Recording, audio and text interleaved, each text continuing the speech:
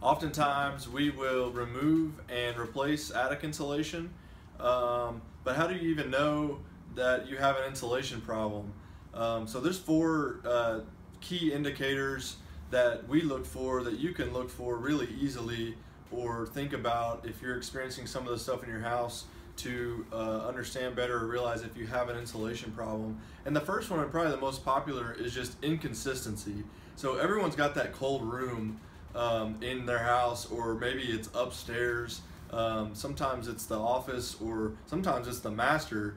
A lot of times that's correlated to the distance from the AC system, or if it was an add-on. There's a lot of things that could go on, but most of the time it's just attic inconsistency of the insulation. So you may have 6 inches over here and 10 and 4, and we've shot other videos and told you about how consistency is more important than depth in our opinion. So if you go in your attic, or if you have that cold room, more than likely it's an insulation problem, not just an architectural or design issue. The second thing is just thermostat. So if your thermostat is going crazy, hard to control, cycling on and off, if it feels really stuffy sometimes and really dry and then really cold sometimes, your thermostat is just getting confused and tricked. And so one of the problems I have in my house, or with a house with really good insulation, is I constantly have to be turning my thermostat hotter and hotter and hotter because it will get to the temperature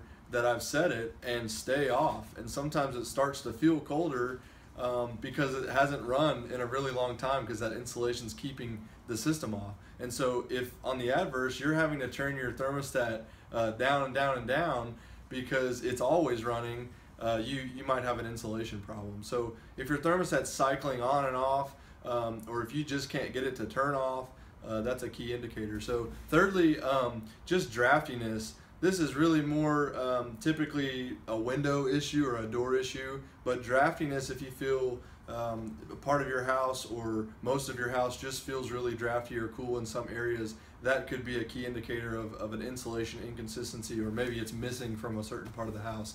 And then lastly, can lights. So the recessed lighting, homes in the 70s, 80s, 90s got real popular. If you've got over 10 can lights in an average 2,000 or 3,000 square foot home, most homes have at least 10 or 15 or 20 of those now.